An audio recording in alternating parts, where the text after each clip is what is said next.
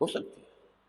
اور یہ بھی ہو سکتا ہے کہ اللہ تعالیٰ نے معجزانہ طور پر ہمیں ملک دیا، ہم نے اللہ سے بدعہدی کی، وعدہ خلافی کی، غداری کی، لہذا سزا دی جائے اور ہم سے یہ ملک چھین لیا جائے۔ It's just possible. دور نہ سمجھے، اسے انہونی بات نہ سمجھے۔ جو گھیراؤ ہو رہا ہے آپ کے مغرب میں نیٹو فورسز اور مشرق میں بھارتی فورسز گدھوں کی طرح بیٹھے ہوئے انتظار کر رہے ہیں پاکستان اور ڈسٹیبلائز ہو جائے، یہاں اور بدامنی ہو جائے۔ اب لاہور میں پھر آج دھماکے ہو گئے ہیں، 2 دن پہلے کا دھماکہ میں سہ کے آیا ہوا ہوں، آپ کے سامنے بیٹھا ہوں۔ وہ جانیں بچی ہیں، جو ہماری اکیڈمی کا حشر ہوا وہ تو میں آپ کو نہیں بتا سکتا۔ یہ سارا کیوں ہو رہا ہے؟ تاکہ یہاں بدامنی ہو جائے اور ہمیں جواز مل جائے، مغرب سے نیٹو فورسز داخل ہو جائیں، مشرق سے بھارتی فورسز آ جائیں اور ہمارے ایٹمی دانت توڑ کر اور پھر ہمیں بھارت کے سامنے ڈال دیا جائے۔ نو ڈو ایز یو لائک۔ یہ ان کا نقشہ ہے۔ ہوگا کیا وہ اللہ جانتا ہے، ہوگا وہ جو اللہ چاہے، لیکن اللہ کا چاہنا جو ہے وہ کس پر منحصر ہے؟ یہاں انقلاب برپا کرو، یہاں اسلام لاؤ۔ اگر دھندوں میں لگے رہو گے تو وہ خود بخود نہیں آ جائے گا انقلاب۔ صحابہ نے جانیں دی تھی، کتنی تکلیفیں اٹھائی تھی۔ 12 برس تک مکی دور کے اندر با نشہ درویشی در ساز و دمادم زن، جو پختہ شبی خدرہ بر سلطنت جم سن۔ یوم طائف یاد ہے جو حضرت عائشہ فرماتی ہے کہ میں نے پوچھا تھا حضور سے کہ یوم احد سے زیادہ سختی بھی آپ پر کبھی آئی؟ یوم احد پر کیا ہوا تھا؟ تلوار کا وار پڑا تھا آپ کے چہرہ مبارک، یہ جو رخسار کی ہڈی ہے اس کے اندر وار گیا ہے، اوپر خود کی 2 کڑیاں تھیں وہ اس میں گھس گئیں، 2 دندان مبارک شہید ہوئے۔ وہ خود کی کڑیاں ایک صحابی نے اپنے دانتوں سے پکڑ کے کھینچنے کی کوشش کی، دانت نکل گئے، وہ نہیں نکلی۔ کیا جتن کر کے نکالی گئی ہوگی تو خون کا فوارہ آیا، اتنا خون گیا ہے کہ آپ بے ہوش ہو گئے، گر گئے، اور مشہور یہ ہو گیا کہ آپ کا انتقال ہو گیا، شہادت ہو گئی۔ یہ سیرت کبھی پڑھی ہے؟ حضرت عائشہ کے ہوش کا تو یہی دور تھا نا۔ یوم طائف میں تو آپ کیا تھی، بچی تھی، انہیں کیا پتا کیا ہو رہا ہے حضور کے ساتھ۔ 3 دن تک حضور مکے کی گلیاں اور وہاں کے اوباش لوگ پتھراؤ کر رہے گئے تھے اس امید میں کہ شاید وہاں کا کوئی سردار ایمان لے آئے۔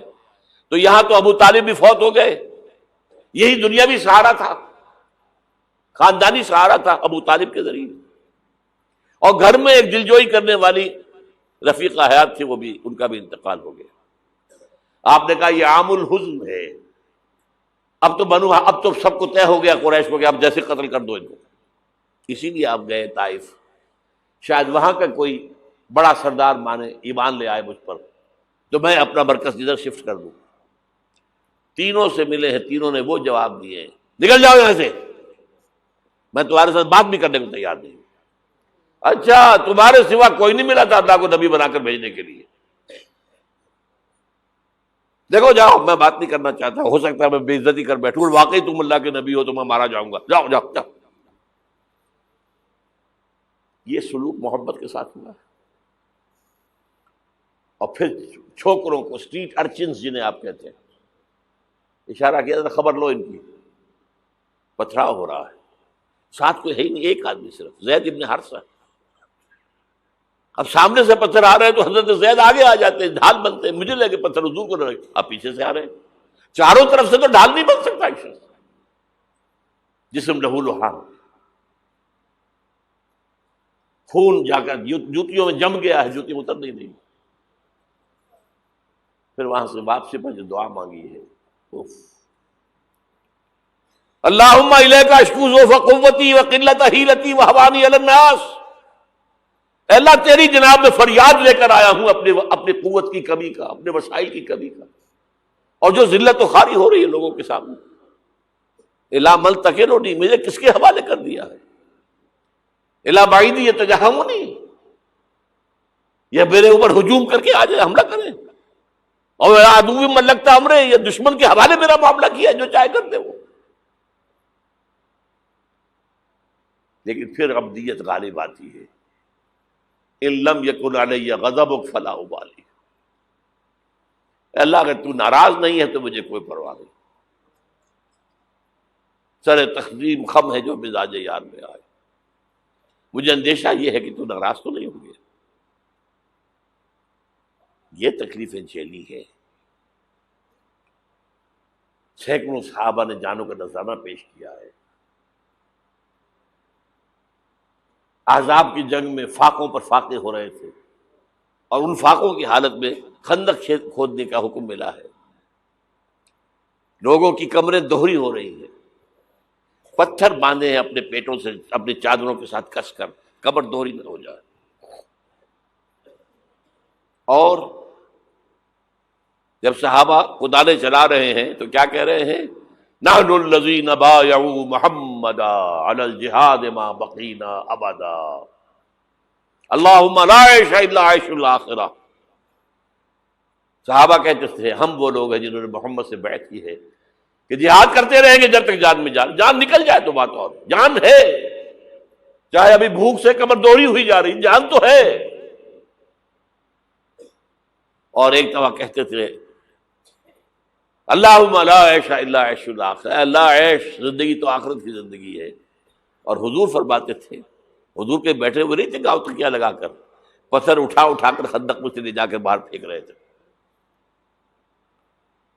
جب صحابہ کہتے ہیں اللہم لا عیش الا عیش الاخرہ، حضور فرما رہے ہیں فاغفر الانصار والمہاجرہ، اے اللہ ان انصار اور مہاجرین کی مغفرت فرما دے.